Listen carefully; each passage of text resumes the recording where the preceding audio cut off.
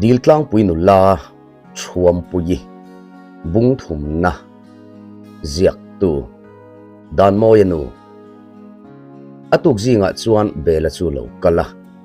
voin chu iram wak ve reng reng te ang silai thar nei mana mole aron ti a nuna pa chuan han wak tak te u ram sa hi in kut zalami hi ei man lo te hian mual reu reu hi kan liam da ange alo ti chuan le lam hoina nui vurvura nuna silai ron hon chu lom pa anui ani tel boka tuk chuan ei khama chuan anin zui chuak ve ta a lalite thingphur turnen chuan an kal rol hlo maya lali chuan oi ubel khoi lama nge in ram wa don lo ti chuan bela uang chuan khutilai si zolami sakhi kan zuk lalok ange ti in an nui tlang bok boka lalite po an thingphur na tur mun chu an thlenga nuna chuan thingro te chu an ki saka lali chu lom le maya ani le u sakhi chu zuk la ta che u ti in anui hara hara bela chuan thian pa lali hi ilo ngai na ve ta hle mai ati chuan nuna chuan ma ni nu pui tur te chu katia kan duat ve nei kha alo ti sam eta bela chuan hoi phok hru chung hian engei soi om zia chu alo ti wata nuna chuan kanu le pa ten moban i ta palai tiran tumalom har sat na om kareng lo alo ti maya a that khop chu heite a fel re uria winania ka siat ni a mel te po a session lo bela na lo ti chuan nuna chu anui suk du chawa an van nei siamin bela chuan sakhi chu ol sam de mai hian sun lura tlan lai chu akap ta maya thui po chui ngai lovin a pi de far chu kung noya chuan alo let ngat maya bela chuan nuna heta hi tureng mai lo tlan ro ati chuan nuna chu lo kal thuaya kan en chiang ange amit thi lo del reng ange anti fiam thu a bela chuan e khai iti dan mai mai chu asa hi ka pe ve lo top mai tur che nia ka tur po mu ve hlei lo che khatia iti aya nang ma in pu pheiro salai si thleng son kap tu in an zon ve ngai lo ati chuan nuna chuan ani le ti in aputanul nula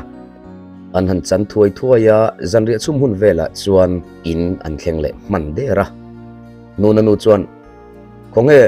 zanri ei turin lali ka han ko ve te ang alo ti a nuna chuan a hau e mai kanu ke ya ka po ni si lova a za thak e mai ati po chuan anu chu a chuak lui ta thowa lali po lo thleng rang nge mai oi unun in vakap thei ve a tu ka zok nge ati chuan nuna chuan keima mole ti in annui ho ta dardara anu chuan bela ka ni kha alo ti vara lim takin zanri cho chu an kil tlanga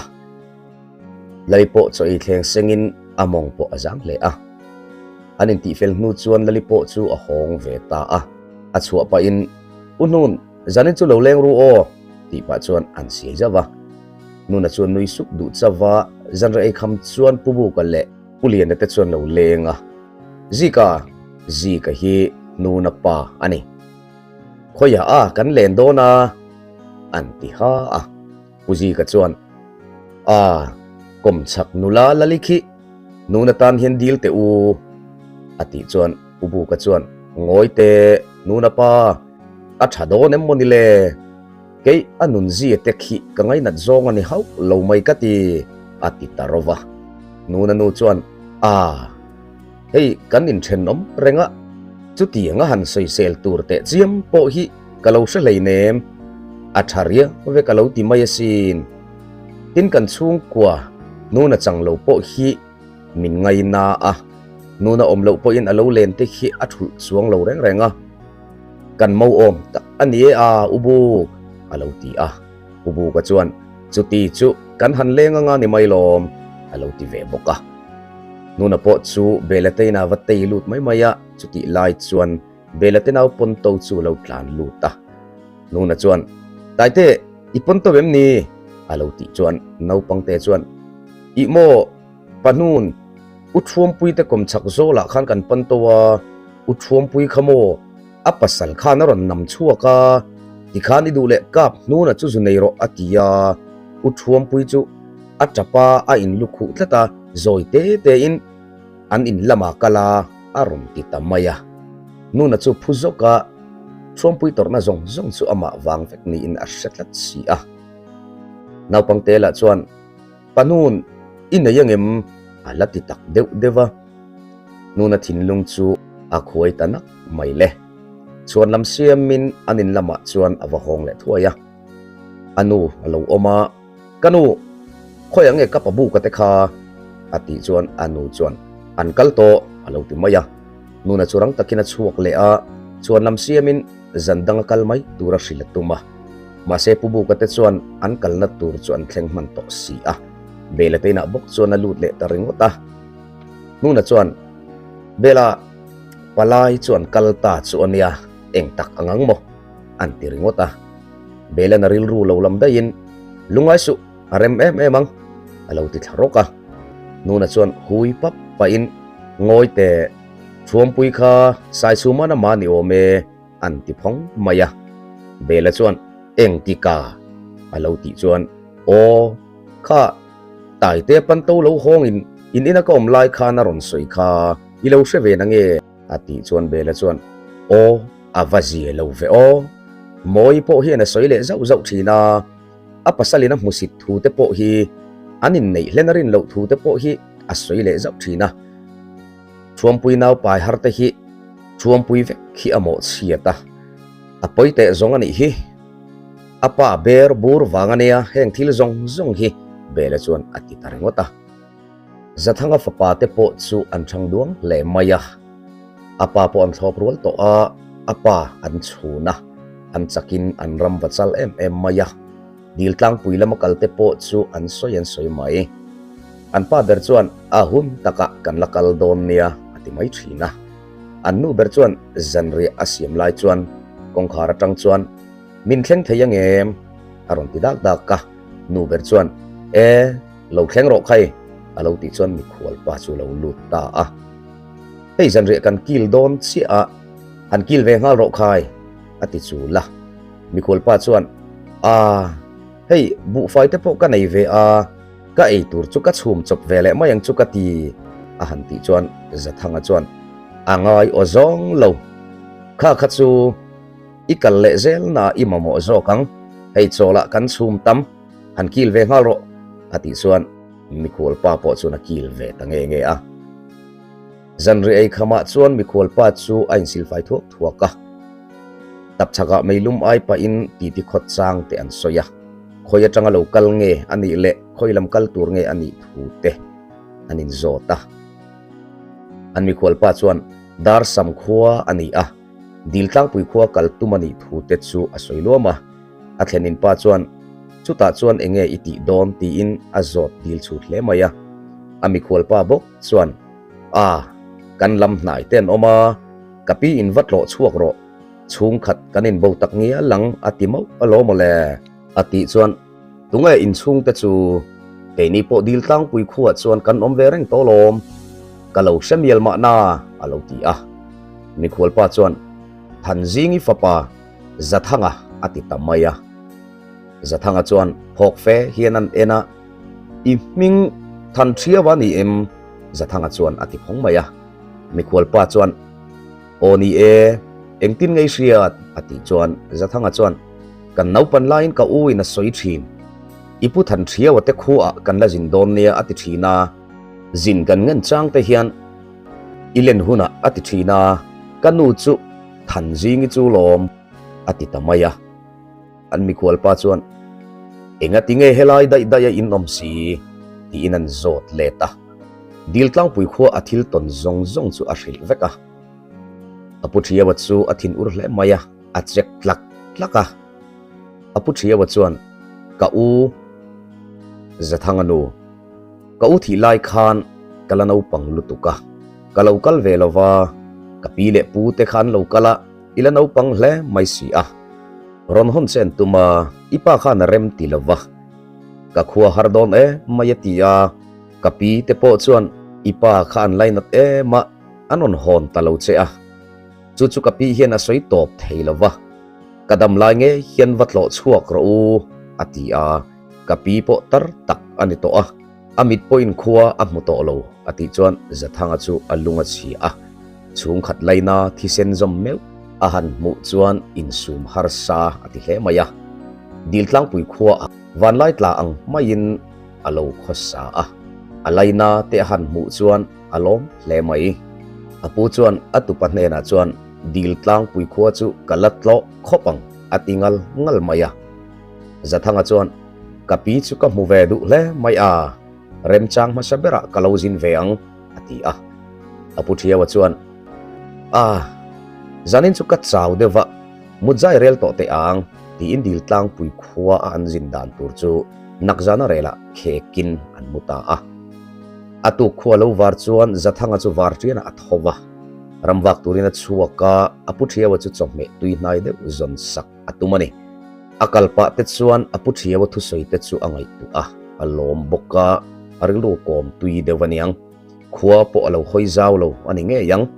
ngal rual zan riak aphok tlan ta sung sung maya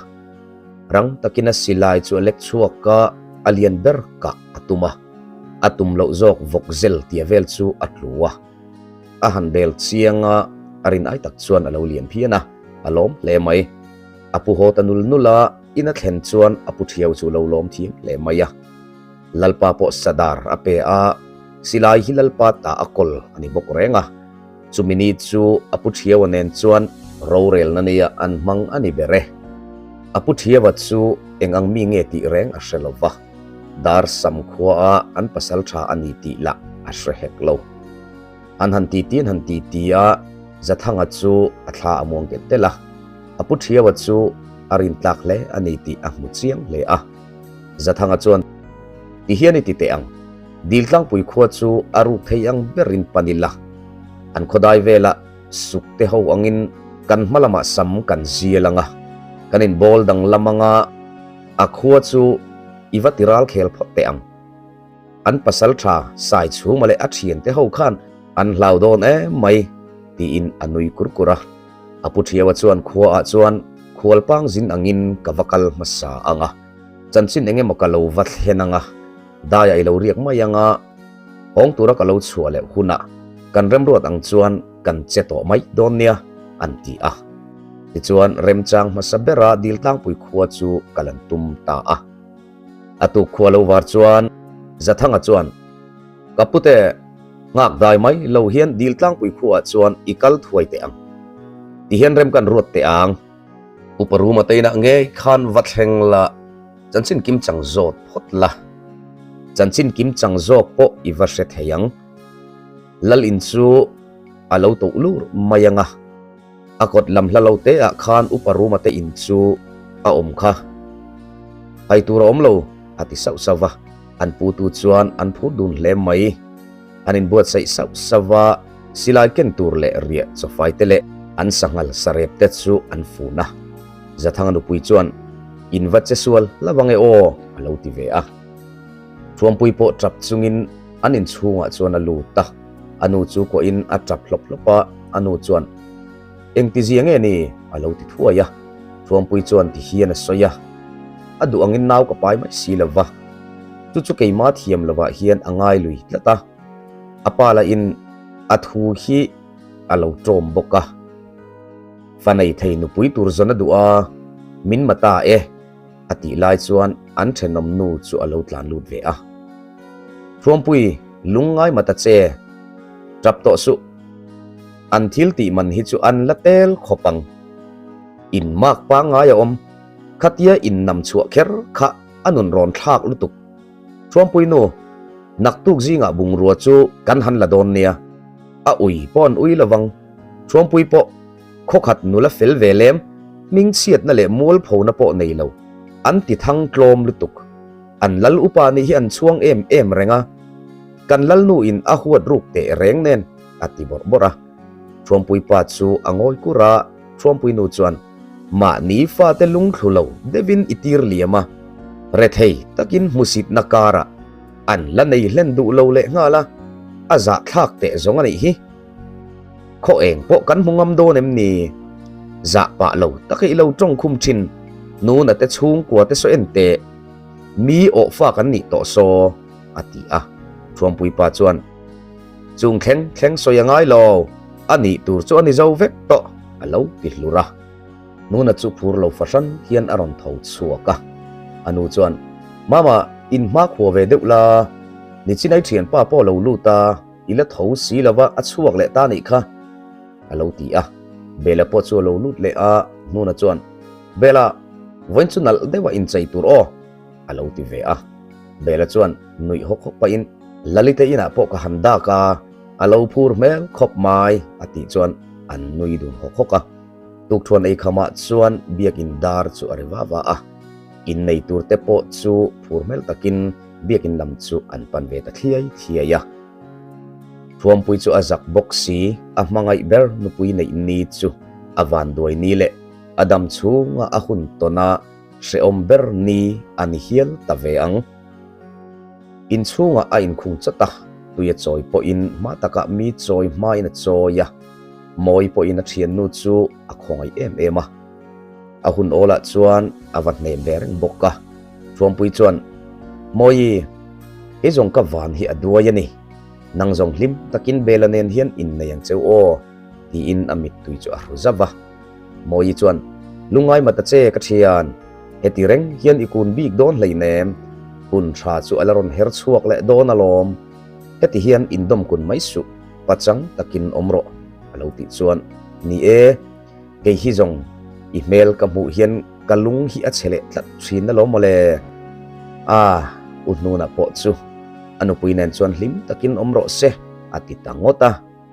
lalipo aloi that zan chu aphur le maya unun ati ol lo maya nuna po chu mi muwa chuan limmel taka om chu angai si a alungero akim zan lovani lalila chuan thuampui han nu thloi le chu alo ersa em mai le ngala lalipo chu mo tharlai na chuan amonga zangin afil em maya nuna nu po alom le maya afak chu reng maya bela po in moi chu nei zai relve chu hun ati hle a athian pa hne na chuan kaleng tul mai do ne zanin chu nu pui tur min zon pui vero nangini nei to sia keila kaleng mai sia inu pui nei to pheng hi i tha te hi amuang lutuka zanin chu nula min rim pui te ati a anin zui chuak ta a moi te ina chuan an lenga tok fanga chuan an hong dun le ta a chumi jan kher chu tha eng hle maya nuna chu alung leng hle maya bela a han tiringota bela chu lo peng dai to si a bela pen lai po chu lo hrelowa hong ta mai lo chuan atei ko la thuam pui te in chu a thira an lu ka puya zan tha enga thuam pui la a hlum pui lai te kha angai tu chuaka nu pui nei reng chung chuan malngoi hian a in ria a han ngai tu chian po le sai chu ma lam chu a huwa a tuna te hian eng tin tak omang mo nu pui ka nei te hi hlim viau tura min ngai om sia ati ril ruwa anin lampan chuan zoi mu ngina kala aril ruin o thuam pui isak mel vulai te chuain wanang nol nu nima la katan chuan aitenon par iang ini vul renget hin laya ichungin anin chu athleng ve ta a lali chuan ivaleng rei ve nu thoi te hi rim te ni lo mo ti ina lo fiam ve hlaka nuna chuan mai thina ti pa in anui lui ve suka lali chu jing taka thowa tuite choin bu adenga tuma po phut lovin ache sawa nuna po chuan hei lung thulo dewa kanai po ni se kalamangai chom ve mayang chu atiril ru ma se thuam puya ngai chu re theile lova lali han che sau te chu o thuam pui han ni se ati vongvonga nuna ril ru hi anu pui hian hrengat se zong tlan hon san le tak ana pang chu ma se asemiau si lova nuna te po thoma te an lave an thoma po an lom le thoma ko nga chuan anu pui nen chuan an in chom ve naka an ma chuan thuam pui le moi te po chu an kal ve lali chuan in ti thei takhian moi chu a han kova min lo ngak ve ta che u in vakal chak ve ati chu la moi chuan thuampui ril ru tur chu sathiam takin a ma aya chakma ina kala thuampui chuan an ni ne na kal chu azum ngang lovani uparuma te tap chhaka chuan mikhwalpa hi athuran maya uparuma chuan a local chan te chu azota anila chuan a belam te ka zuare katia ka hral zo to a naktuk lam chu ka khong le to ang chu katia amai ro chu dar choi khuwa karon thlenin zan khat karia ka thlen in pa chuan inlal ne na thumin cha a kala soi hau lo tak a kapu lalina chuan min vakal puite khai ati chuan uparuma chuan tu ngai thlen in pa chu alo ti a mikhwal pa chuan tu nge ati kha o zaliana ati emoni khale ama po palian pui maya ni le ngala ati chuan uparuma chuan zathanga ati ni lo mo alo ti wata mikhwal pa chuan o zathanga ti take ati chuan uparuma chuan eng thu nge cha che a alo ti le a mikhwal pa chuan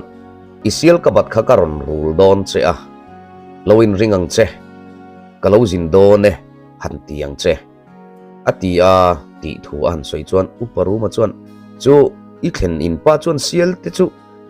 anei reng reng em ni alo ti a mikhwal pa chuan e nei te reng mai a in hnuaya se huang khat anei lom a han ti chuan uparuma chu a meng phar on maya ma se a in thup le thuaya lalina chuan i vakal te pawang miang ti in anin zui chuak ta a lalpa chuan e khai uparuma chu tu ngai ron chom lu ta ka alo ti a uparuma chuan a hei dar choi lama tanga local ania hei zathangan thu aron cha ani om hi mo a han ti a lalpa chuan zathanga a chu khoya nge oma alo ti a mikhwal pa bok chuan dar choi khuwa a alo ti a kalau kalam khan dar choi khuwa a hian zan khat karia ka ani zathanga te ina kher chuan kaloria ka lo mole a han ti a eng thu nge ron cha che a an ti dam thu ma mikhwal pa chuan se pui choi turin min ti a kati sual om hau lova thiam thu po soi thei hau lovin min siama kalaiba chu karon tlak ngei dona lowin ringang che ati e hantiro atia lo mole a hanti chura anlalpa chu ameng phok na sakhop maya uparuma chu a hanmel kok maya uparuma po ameng khopla mai ama wang heng thil zong zong hi thleng ani ti la a haider silova anlal nu po alawin rol ngal zata kha mo kati reng kha patsia tele min nuai nung zok te ro tha in rel sak lova anti ni lo puya po sial anei lo pui choi turin in hanti a anwa pem na khu a chuan eng kiang nge awani hei tuna po lo kala tuma an khuate den asiruk la an lo kal phei chuan in dol zo do nem ni a hanti barbara lalpa chuan e taka chemi tenu fa kha han ko te uparuma khan thudik lo soitur khan alo zu vawani mo kha kalau manghil le to lo mole ati a chemi tenu fa chu an pem dai to si a an lal nu bok chuan ani turang chu ani zo vek to tun nuwa chu tiang thu te han soi chu le nu no chu a hun lai engma soi du hlei lo che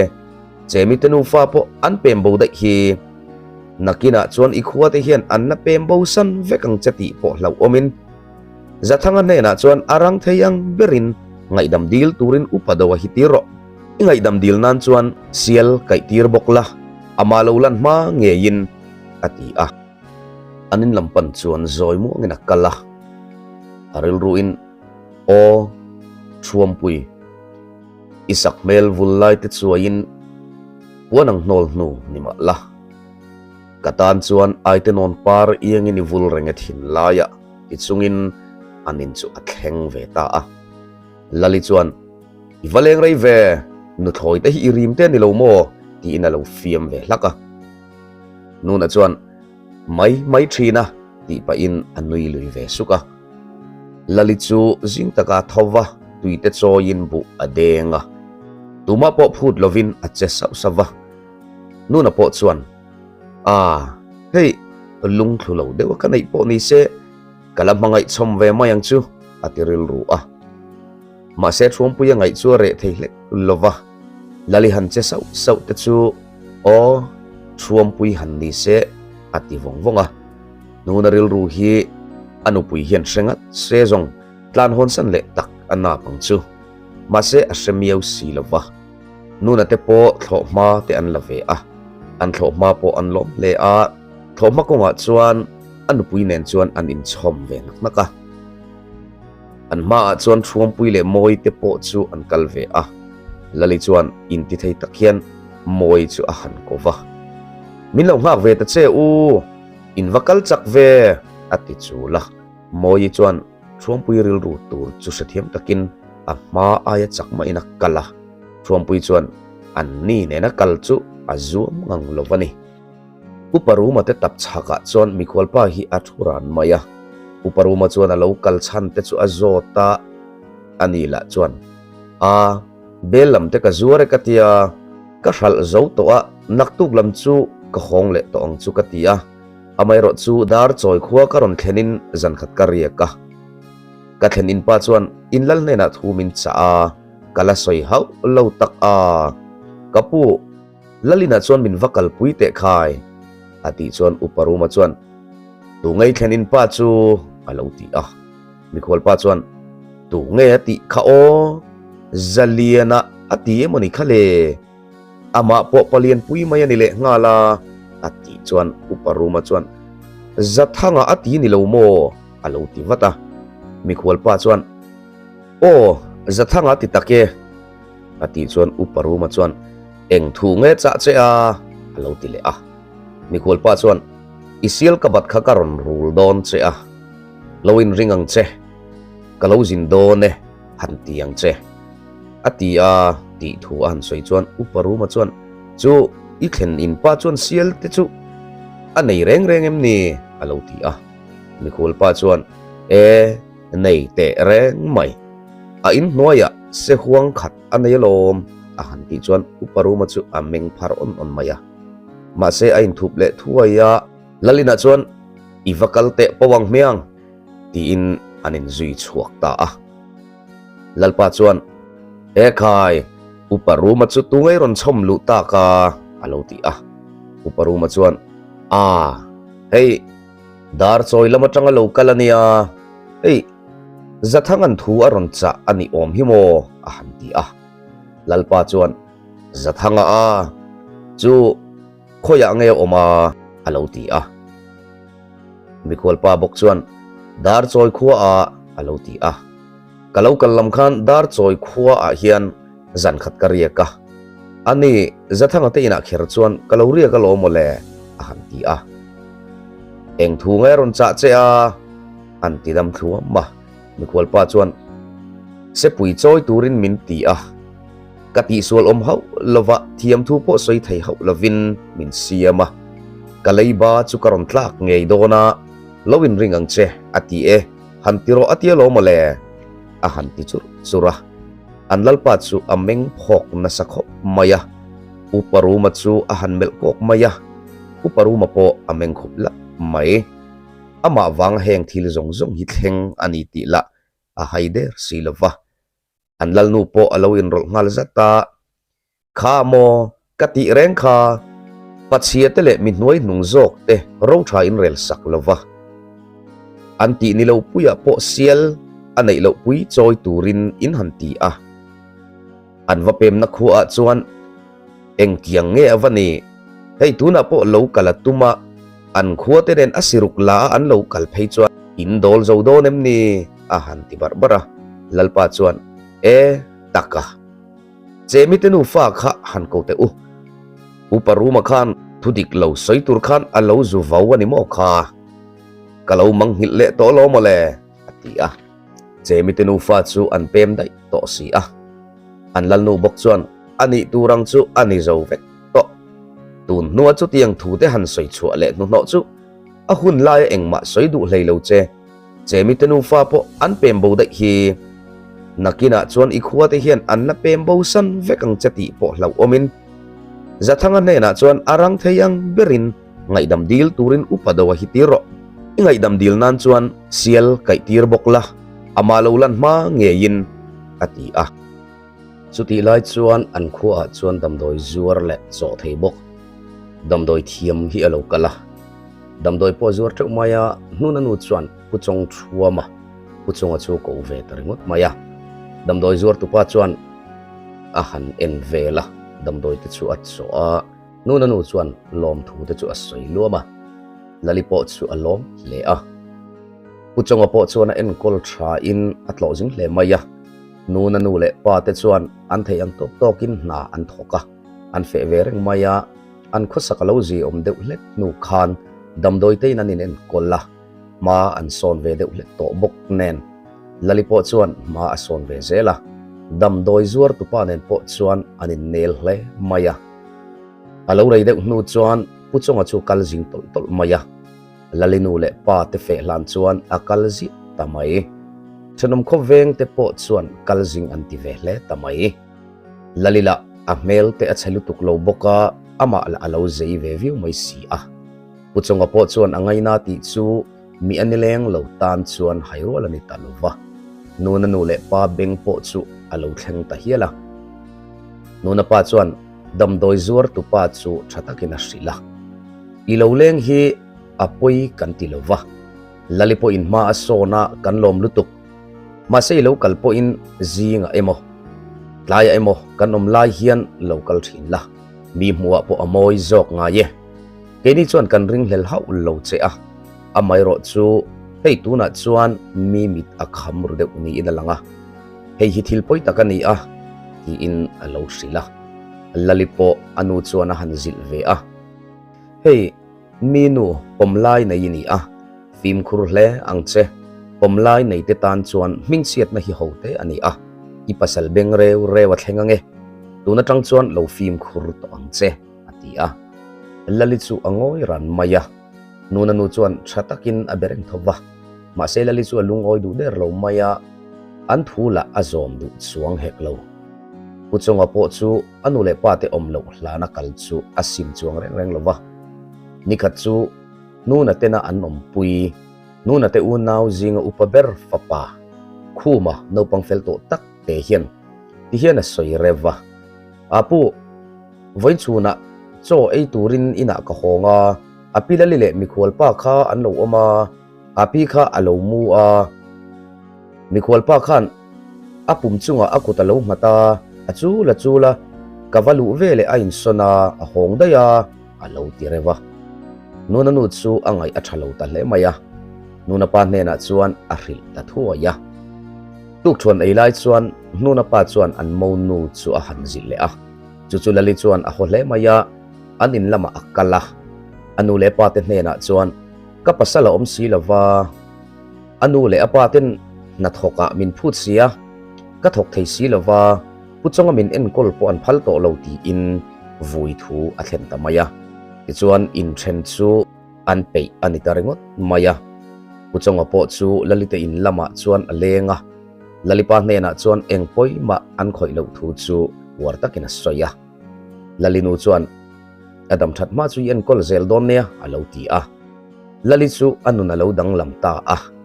athatin hun bi chiar chu akim tatlat lo mai chu chu puchunga chu han sil thuaya puchunga chuan araya ni ti chu a hre thuaya ipasal lo hon mange yin bungru azular u iraya ni kha alo ti tamaya lali chuan engtin nge bungru kan la kang min mabok silova ati chuan puchonga chuan sum chuan tur poisa ka peng che u ti chuan keipo ka honga nga inaw pailan chu mange yin karon hruayang che lo thlapang reng reng su ati a atu ka chuan damdoi zuar pa chu a hong talo lava lalite po chuan apasal om lo hlan chuan bungrua te la in apasal chu alo chu asan fel ta der maya nuna te sum dong po chuan an lung oina khop an hlep nu chuan hon zai an rela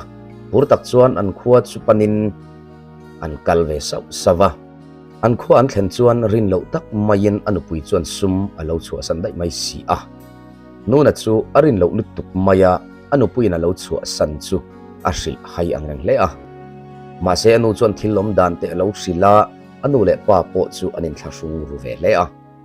anu chuan kan thei ang tok chuan kan lo en kol ve asin mole atini ni a nuna chuan anu pui kor tur a hon te chu a han phora anau hne na chuan ipilali kor tur hi han peta che atana ka honania eng ma kalati saklova hei hi chu han pe tho ta che ati chuan annau chu phur farang hian a han kala api hei apu lo honga hei koraron hon chea han pero atia ti pa chuan atlan chuak le mal maya lali chuan in thlahung tak khiana han ena a om dan dik lo tak mai chu a han ngai tu a in chira ami tui chu tla zoi zoya achung te mulo lan chuan a han nim sumol mola a han in thing hara puchunga hi eng tika nge alo kalang o hei tuna uhnu na lo honga kanau pai hi